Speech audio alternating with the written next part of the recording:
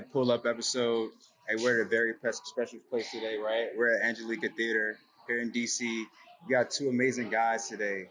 We're gonna be premiering, or they're gonna be premiering their Coast to Coast film, right? Yeah. Coast to Coast film, Cycle for Life. I'm gonna go ahead and introduce you guys, or let you guys introduce each other. My name is Heath Saffer. Yeah, I've been steamrolled by Mark many times. Cue of football days, many times.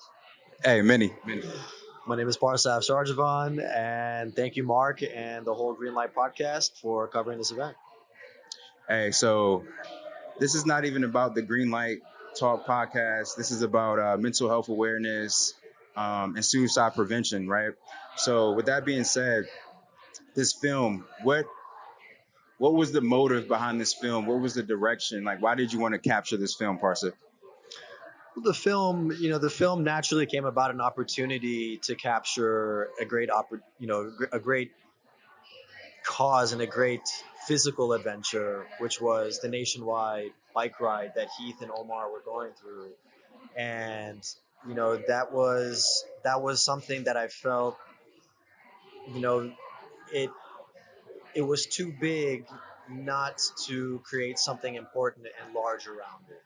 Especially if it's in support of suicide prevention and mental health awareness. A 2 to 5 minute recap of the adventure just doesn't do justice, because a lot happens from the start and the end that ultimately it creates the adventure. So I feel like that itself created the opportunity to share the adventure, really. Nice. All right. So, the cyclist in the movement, this is one of two. Omar couldn't be here today, but we're sending him well wishes. Yes. But so what was it like that moment when you guys were about to take off? Like, what was the mindset? Because in sports, like you got to have a certain mentality. So did sports help you during this like time, or how was that like mindset going into it? It's the calm before the storm that we all are familiar with when a moment of excitement is about to begin, and it's a ton of uncertainty. But I love uncertainty. I fill uncertainty with immense positive potential. Yeah. And so it's a lot of envisioning what the road's going to be like.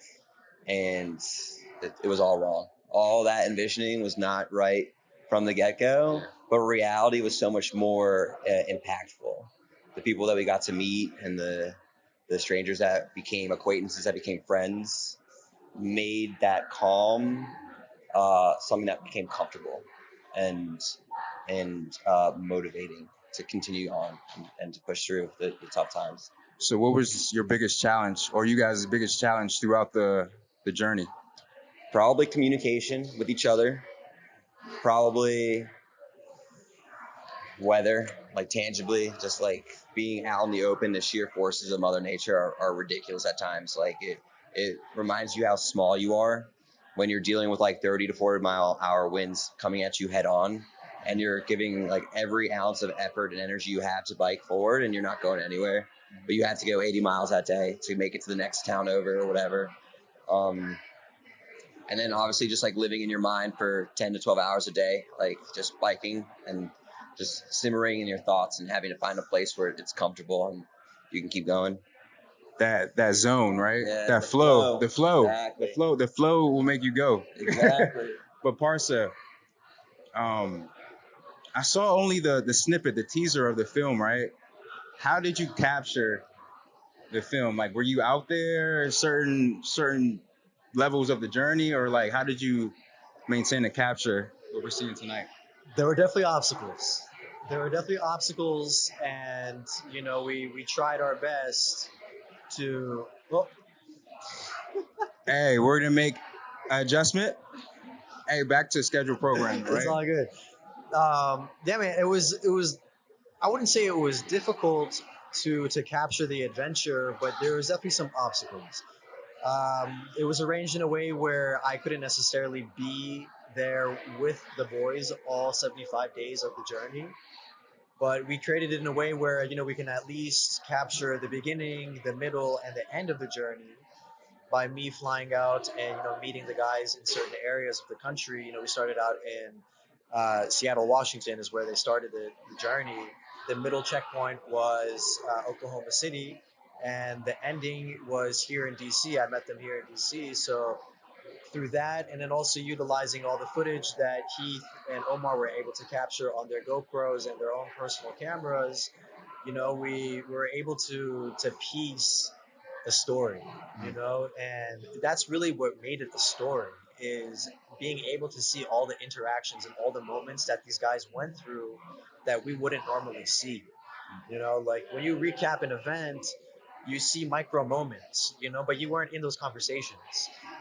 By utilizing the footage that Heath had provided and captured alongside, the footage that I had captured with my own camera, my own equipment, and my own perspective, we got a great combination of both, from outside the cube and from the cube out, if that makes any sense.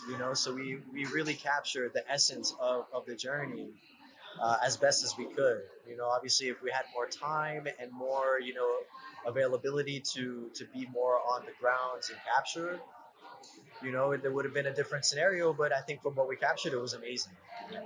Hey, I agree. Just from the teaser, I agree. Just from the teaser, right? Hey, for all of you guys that are unaware watching, that was our cameo guest, right? She's just walking back and forth. All right, so I'm gonna leave out with this last question for both of you all, right? So, what do you want everyone to leave here today? Like, what's that message that you want to put out there to all the audience here today and just out in the world? I'll start with you. Yeah, in my mind, it's simple. It's human connection will dig us out of a hole we've kind of gotten ourselves stuck in with this mental health crisis.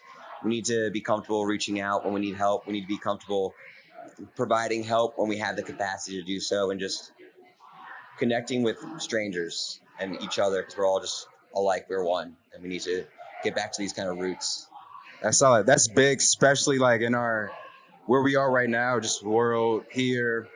That connection is something that it's faded, right? But good message. I like it. How about you, I would Parsa? say if there was a message that I would stand behind, that I would like somebody to walk away with tonight, is that at every moment we are exactly where we're supposed to be. It's cliche. You might have heard it before.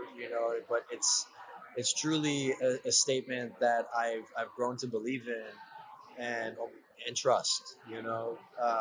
We may not feel like going somewhere or feel like being in a certain situation, but there's a reason why we're there, and if you're open to it, you'll learn some things too. And that goes for everybody. Me, Keith, yourself, the guests here tonight. We always have something to learn and a little bit more room to open up. Solid words. So this show is all about shining light on extraordinary people. Um, there's no question that you guys are extraordinary. Omar is extraordinary. Everyone in this building here is extraordinary people, right?